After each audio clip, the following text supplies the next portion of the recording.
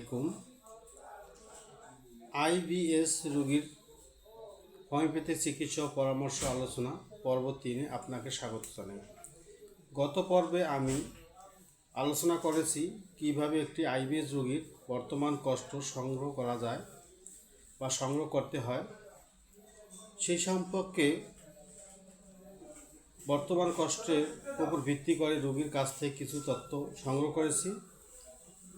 আজকে আমি আলোচনা করব রোগীর যে লক্ষণগুলি বা তথ্যগুলি পেয়েছি তা কিভাবে রেপার্টেশন করব বা কিভাবে আমি রেপার্টরিতে খুঁজব এবং লক্ষণগুলোতে কি কি ওষুধ আছে তা কীভাবে জানতে পারি। একটা গুরুত্বপূর্ণ কথা বলি, রোগীলিপিতে আমরা যে লক্ষণগুলি পাই সরাসরি রেপার্টরিতে তা পাই না। রোগীর ভাষা আর রেপার্টরির ভাষা এক নয়। রোগীর এই ভাষা বা লক্ষণ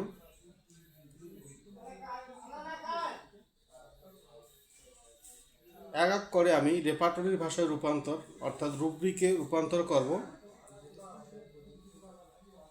এবং এরপর প্রতিটি রুব্রিক অনুযায়ী কী কী ওষুধ রয়েছে তা রেপার্টরিতে খুঁজব। আমি আশা করছি আপনারা পুরো ভিডিওটা দেখবেন। আমি স্টেপ বাই স্টেপ দেখানোর চেষ্টা করব ইনশাল্লাহ। তাহলে চলেন শুরু করি। গত পর্বের আলোচনার অংশবিশেষ নিয়ে আলোচনা করি। বোর্ডে ফিরে যাই। বোর্ডে আমরা কি দেখতে পাই?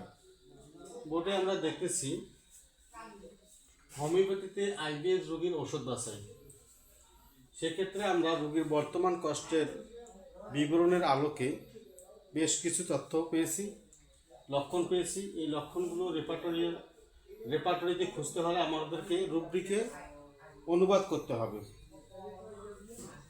সেক্ষেত্রে আমাদের করণীয় কি? এখানে প্রথম যে বিষয়টি হচ্ছে কোন অঙ্গে? নাভির চারপাশে। রেপার্টরিতে নাভির চারপাশে আমরা কিভাবে পাব? আমরা জানি নাভিটি হচ্ছে একটি সাব অঙ্গ, এর পূর্ণাঙ্গ অঙ্গ হচ্ছে অ্যাবডোমেন। অনেক সময় দেখা যায় যে সাব অঙ্গ দিয়েই কিছু লক্ষণ খুঁজতে হয়। সেক্ষেত্রে আমাদেরকে বুঝতে হবে, জানতে হবে যে এটি কোন অঙ্গের সাব অঙ্গ। সেক্ষেত্রে এই নাভিটি হচ্ছে আমাদের পেটের সাব অঙ্গ। রেপার্টরিতে আমরা এটি খুঁজে পাব। নাভির চারপাশে তার ব্যথা ছিল, তাহলে আমরা খুঁজবো কীভাবে পাবো? আমরা পাবো অ্যাবডোমেন পেইন আম্বিলিকাস রিজিয়ন।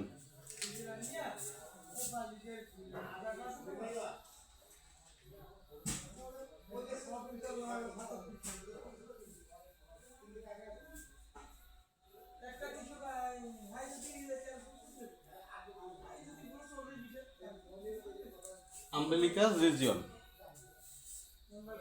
এই নাভির ব্যথা চারপাশে, এটাকে খুঁজতে হলে আমাদেরকে জানতে হবে রেপার্টরিতে অ্যাবডোমেন পেন আম্বিলিকাস রিজিয়ন। এরপরে রয়েছে যে লক্ষণটি পেটের ব্যথা নাভির নিচে। এখানে এসে নাভির নিচে, এই নাভির নিচে সেক্ষেত্রে আমরা কি খুঁজবো? ঠিক একইভাবে আমরা জানি নাভির নিচে একটি অংশ যেটা হচ্ছে হাইপোগ্যাস্ট্রিকাম। হাইপোগ্যাস্ট্রিকাম, তাহলে আমরা খুঁজবো অ্যাবডোমেন পেন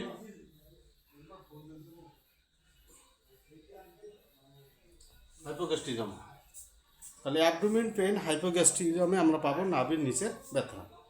এরপরে আমরা রোগীলিপিতে রোগীর বর্তমান কষ্টের বিবরণ অনুযায়ী যা পেয়েছিলাম তা হচ্ছে পুরো পেটে। তাহলে পুরো পেটে এক্ষেত্রে আমরা কী পাবো? Abdomen pain general. অ্যাবডোমেন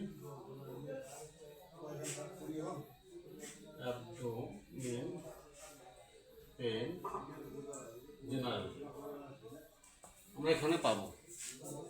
এরপরে আমাদের পরবর্তী যে রুব্রিকের রোগীলিপির দ্বিতীয় পর্যায়ে কতদিন, এই প্রশ্নের উত্তরে পেয়েছিলাম কতদিন যাবত বা কতদিন, রোগী বলেছিল 2 বছর।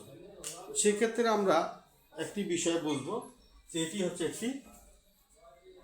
একটি ক্রনিক ডিজিজ, এটি হচ্ছে একটি ক্রনিক্যাল ডিজিজ, এটা পাই ক্রনিক্যাল ডিজিজ। আর একটি বিষয়, রোগীলিপি বর্তমান কষ্টের বিবরণ অনুযায়ী তৃতীয় ধাপে আমরা যে লক্ষণটি পেয়েছিলাম তা হচ্ছে স্থায়িত্ব। তার এই সমস্যাটির স্থায়িত্ব থাকে সকালে। রোগীর কষ্টদায়ক লক্ষণটি সকালে স্থায়িত্ব থাকে। এক্ষেত্রে আমরা রোগীলিপিতে যদি পাই, রেপার্টরিতে আমরা পাবো জেনারেল অধ্যায়ে যাব, জেনারেটিস।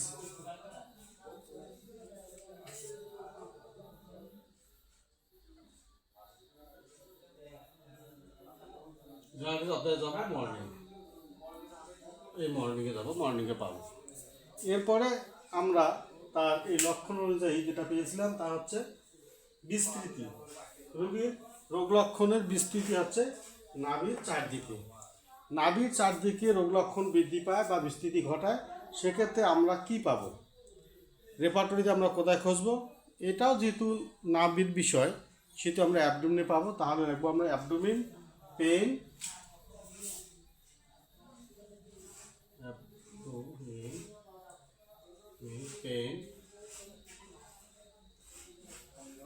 যেহেতু সরাই দিলে স্ট্যান্ডিং অপশন হয়ে যাবে। স্ট্যান্ডিং কোথায়? স্ট্যান্ডিং আপনার দেখবেন ডানওয়ার্ড নামে একটা অধ্যায় পাবেন, ডানওয়ার্ড। এখানে আমরা পাবো, এইখানে আমরা এই রুব্রিকের মধ্যে আমরা এই লক্ষণের ওষুধগুলি পাবো। এরপরে আমরা যেটা বিষয় পেয়েছিলাম রোগীলিপির বর্তমান কষ্টের বিবরণ অনুযায়ী আইএসবি রোগীর পঞ্চম ধাপে প্রকাশ ও অনুভূতি। প্রকাশের মধ্যে অনুভূতির মধ্যে আমরা পেয়েছিলাম কি যে তার পেটে মোচড়ানোর ন্যায় ব্যথা, পেট ফাঁপা থাকে এবং গ্যাস জমে। পেটে মোচড়ানো ব্যথা, এটা আমরা কোথায় পাবো? আমরা নিশ্চয় জানি এটি একটি চরিত্রগত লক্ষণ। চরিত্রগত অংশ কি খুঁজবো? সেখানে আমরা পাবো abdominal pain, cramping, abdominal pain, cramping.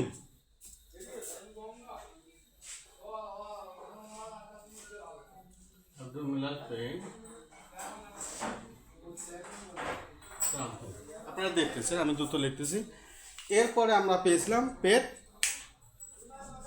ফাঁপা বা পেটের স্ফীতি।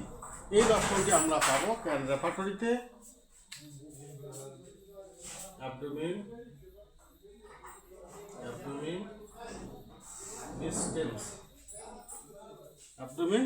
ডিস্টেন্স।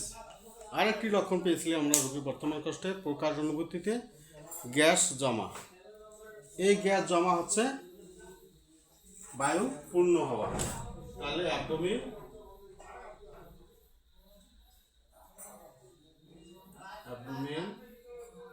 ফ্ল্যাটাসনেস, অ্যাবডোমেন ফ্ল্যাটাসনেস এখানে আমরা পাবো এই লক্ষণটি।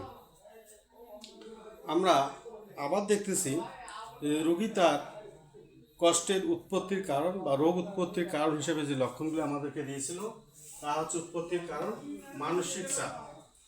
এই মানসিক চাপ আমরা কোথায় পাবো? যেহেতু মন সম্পর্কিত বিষয়, আমরা মাইন্ডে দেখবো। মাইন্ডে আবার দেখবো, এই মাইন্ডটা অধ্যায় আমরা যদি খুঁজি তাহলে পাবো মাইন্ড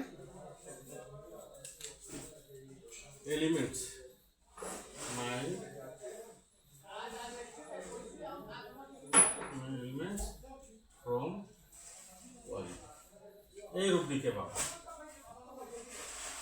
অতিরিক্ত খাবার খাওয়া, অনিয়মিত খাবার খাওয়া, ঝাল খাওয়া, এই যে অনিয়মিত খাবার খাওয়া, এই রুব্রিকটি আমরা কোথায় পাবো? এই রুব্রিকটি আমরা পাবো জেনারেটিস অধ্যায়ে, অর্থাৎ সর্বশেষ অধ্যায় যেটা আছে জেনারেটিস অধ্যায়ে।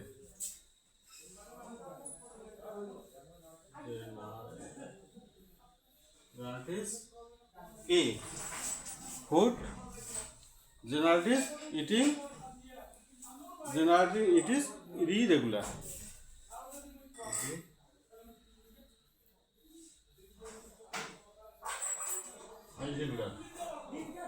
তাহলে উৎপত্তির কারণ হিসাবে যে তিনটি লক্ষণ পেয়েছিলাম, মানসিক চাপ, অনিয়মিত খাবার, এই দুইটা বিষয় আমরা একটা পাইলাম মাইন অধ্যায়ে এলিমেন্ট অফ ওয়ারি, ভয় থেকে, তার মানসিক চাপ থেকে।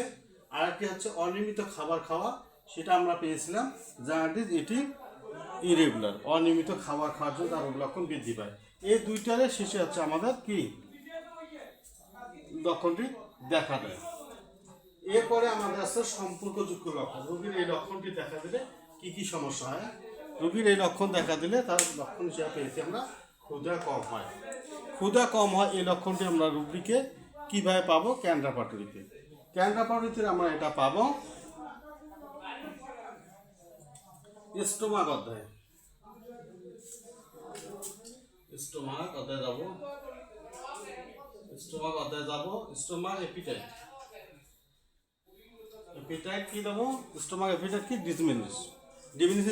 ডিমিনিশড হয়ে যায়। তাহলে স্টোমাক এপিটাইট ডিমিনিশড, এই রূপটিকে পাবো ডিমিনিশড। বমি বমি ভাব, রোগীর বমি বমি ভাব, এটা স্টোমাক সম্পর্কিত বিষয়। এই রূপটিটা আমরা স্টোমাক অধ্যায়ে পাবো stomach nausea. Stomach nausea, stomach nausea. আপনারা দেখবেন স্টোমাক নৌসিয়া,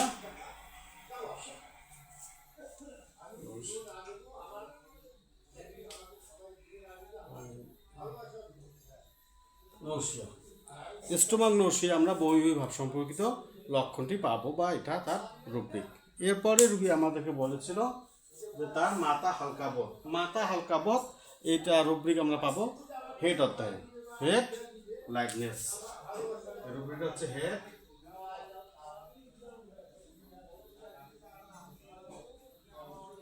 লাইটনেস, এটা আমরা ওখানে পাবো। এরপরে রুগী আর কি লক্ষণ দিয়েছিল তার সম্পর্কিত লক্ষণ হিসাবে, সেটি হচ্ছে অতৃপ্তিকর নিদ্রা বা অস্থির নিদ্রা। তাহলে নিদ্রা বিরক্তিকর বা অস্বস্তি বা অস্থির, সেক্ষেত্রে আমরা একটা রুব্রিক পাবো রেপার্টরিতে স্লিপ ডিস্টার্ব। স্লিপ ডিস্টার্ব নামে একটা রুব্রিক পাবো, সেই রুব্রিকের মধ্যে আমরা এই লক্ষণের ওষুধগুলি পেয়ে থাকি। এখন আমাদের থাকলো একটা জিনিস, কখন কিসে বাড়ে রোগীর এই লক্ষণটি, কখন এবং কিসে বাড়ে। এই বিষয়টি আমরা বেশ কয়েকটি লক্ষণ পেয়েছিলাম। সেটা হচ্ছে রোগীর এই লক্ষণটি বাড়ে খাওয়ার পর। রোগীর এই লক্ষণটি বাড়ে খাওয়ার পর। রোগীর এই লক্ষণটি বাড়ে খাওয়ার পর, সেক্ষেত্রে আমরা রেপার্টরিতে কোথায় পাবো? এটা আমরা পাবো জেনারেটিভ অধ্যায়ে ইটিং আফটার অ্যাগ্রাভেশন। একইভাবে যাবো জেনারেটিভ অধ্যায়ে যাবো ইটিং আফটার অ্যাগ্রাভেশন। আর তার থেকে টেনশনে, তাহলে মানসিক টেনশনে, তাহলে সেক্ষেত্রে মাইন্ড অ্যাংজাইটি, মাইন্ড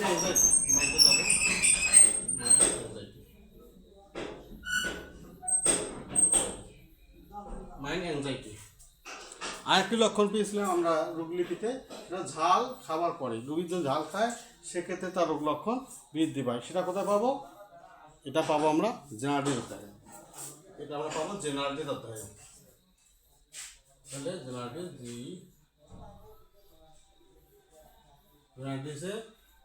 ফুড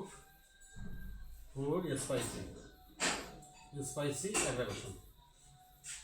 ঠিক অনুরূপভাবে সকালে বৃদ্ধি, জেনারেটিভ মর্নিং অ্যাগ্রাভেশন। এছাড়াও আরও কয়েকটি লক্ষণ পেয়েছিলাম কখন কিসের কমে। পায়খানার পর রোগীর সমস্যাগুলো কম মনে হয়, এক্ষেত্রে আমরা কোথায় পাবো? তাহলে অ্যাবডোমেন পেইন, স্টুল আফটার এমএল। তাহলে স্টুল এমএল, গরম পানে তার সমস্যাগুলো কমে, কোথায় পাবো? এটা জেনারেটিভে পাবো। জেনারেটিভে পাবো, অধ্যায় যাবো এবং ওয়ান ড্রিঙ্ক এমএল। এবং কী পাবো? আরেকটি লক্ষণ দিয়েছিল বিশ্রামে কমে। এই যে বিশ্রামে তার লক্ষণ কমে, এটা আমরা কোথায় পাবো? জেনারেটিভে পাবো। Generative rest amination.